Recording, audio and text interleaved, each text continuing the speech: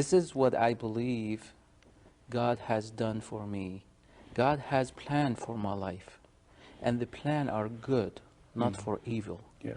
But when I was living in the Middle East, and I have no reason to believe God have good plan for me.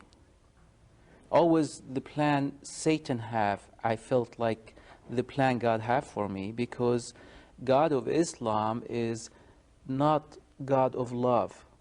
There is way to say that God love the Muslim as long they are believers. But if they don't walk with him, he doesn't like them or he doesn't love them. And God doesn't have a plan for us. I mean, I always wonder when I was a little boy, where is God plan for me? Why am I here? Why am I living this life? If there is a purpose for me to live. Because as you know, and my brother know, Middle East is in a turmoil. Since I was, I was a little boy, and I saw things happen in my life, it will scare anybody, especially a child. And everything was caused by God, good or evil. So I don't have really any choice in this matter of life. God at that time, God is just watching for you if you do something wrong. If you do something right, doesn't matter. And there was no assurance of salvation when I was growing up. God doesn't assure a person of going to heaven even if he pray and fast, tithe, went to Mecca 1 or twice or 3 times in their life and believe in one God. Still God have no assurance for them. Dad was a devout Muslim. He pray and fast, and I did all those things with him to make sure I'm doing good with God. He will accept me. But more I understand about God of Islam, and I am saying this morning, I love the Muslims so much. I will give my life to them in any minute. But there's something happened to me I want to share with them, that I was not comfortable. I don't have any assurance of God. And everything is happening around me. I blamed it on God because God caused the good and evil, like I mentioned. So I start to really search in my heart. There's something going on somewhere, but what it is? What is it? I be honest with you, I tried to hide from God a few times because I don't want him to see me. I don't want him to see my mistake. He put 2 angels around me, one on the right side and one on the left side. Right angel will write good things about my life, like a spy. And the left angel will write, the right angel will write good things, left angel will write, bad stuff about your life and what you did. And I just was really feel hostage by those angels. Would God put angels to watch for me or watch what I'm doing? So those things always came to my mind, and I was very sensitive about my people and what they went through, and all the things it has been done in Middle East since 1950s, when I grown up. Until I went to school one day, and I remember my teacher from Azhar University, and that's one of the most famous school or well-known school in Middle East. He finished his master's degree, and for some reason he started to teach religion. We learn religion every day. We learn about Islam in the school on a daily basis. We have a class. And he started to talk about the prophet, and he told us about Abraham and Noah's prophet, even Adam, they believe is prophet. And they didn't do very much to me because all those prophets at the end they died. Teachers started to tell me or tell us about Jesus. And from the beginning, I just get it my full attention. I paid full attention to everything that teacher said about Jesus. What he taught us and what the Quran teach, that Jesus was born of virgin. And as a 12 years old boy, I was sitting down, and that will never happen. I know it has to be a marriage relationship between husband and wife to have a child. How would God do something awesome like this? And why would he do it? And they teach that he healed the sick. And to Muslim, there is no healing. God gives certain healing to a prophet to show a sign and wonder in certain time. But there's no healing in Islam.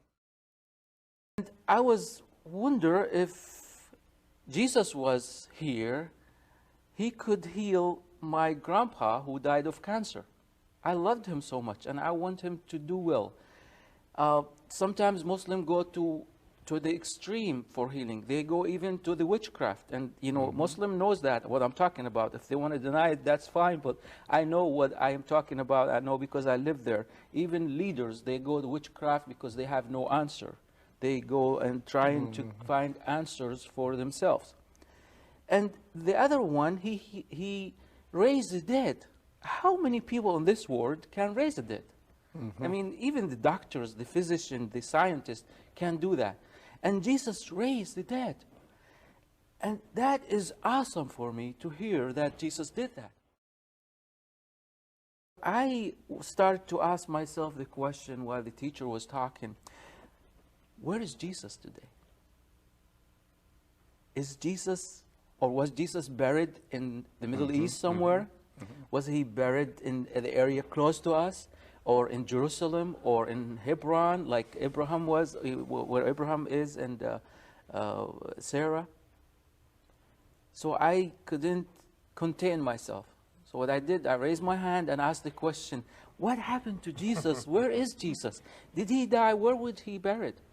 And to my surprise, the Muslim Sunni teacher told us that Jesus is coming back. He is alive today.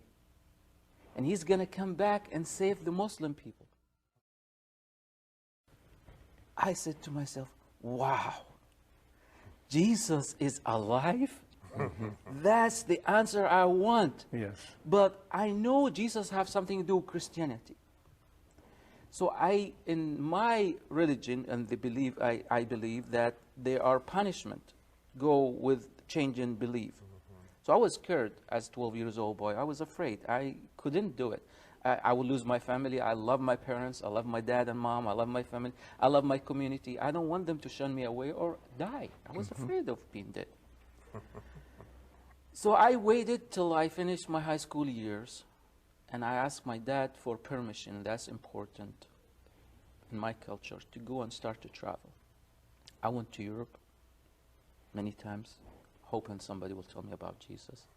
I came to United States, and it happened I went to an area and started to drive around looking for churches. I sat in parking lot for hours in churches, hoping somebody will come after me and say, what can I do for you? Because this is my culture, the way we know that if you see a stranger, you go to them and you invite them to come to your home and you open your house for them, and any question they have, you answer. So this is what I thought, because I don't understand the culture in America. So I sat in parking lot, and one day I happened to drive my car on Sunday morning, and the service was out, and I'm not going to mention denomination or anything, but the pastor was standing in the door. I got the guts to go and talk to him and see what he's going to tell me about Jesus.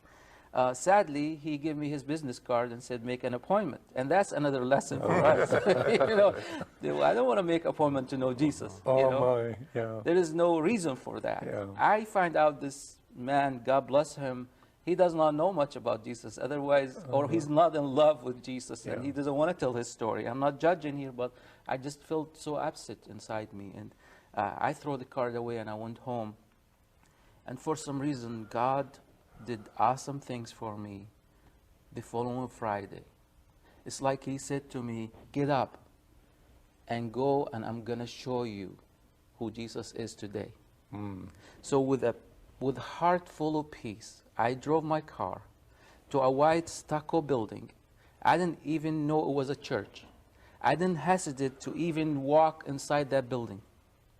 And I walked inside thinking or believing that I know where everybody is.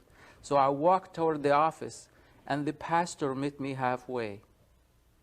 He later on told me that was his day off, and he had no idea what he was doing there. Yes. So he looked at me, it was Iranian crisis at that time between here in the United States, and I have, black beard, and, he probably thought what this guy wanted, So he was very gracious, nice, answered my question about Jesus, because I asked him who's Jesus. And he said a lot of things. He is very knowledgeable about Jesus and the Bible. But he said something to me, it really stuck in my head. He said to me that Jesus died on the cross and shed his blood to forgive my sin. I don't know what sin about at that time, but I know if you make mistake against God, this is sin. So, Pastor, what I felt like, those two angels are gone. I was free before I was talking to him more about Jesus. And I have no idea what I'm going to do. Am I going to wash my hands and feet? What do he want me to do to get to a place where he's going to say a few scriptures over me? I have no idea what he's going to do or how I'm going to accept Jesus. I'm glad he knew that. So he asked me if I want to accept Jesus as my Lord and Savior. I knelt in a prayer with him, and I prayed the sinner prayer. And I was changed. I have love, peace, joy I never have in my life. Oh, yes. Sir. I was so changed. And I was glad to know that Jesus, because Jesus was the answer. Amen. And he was the hope. And Amen. I love Jesus from all my heart, and I live for him.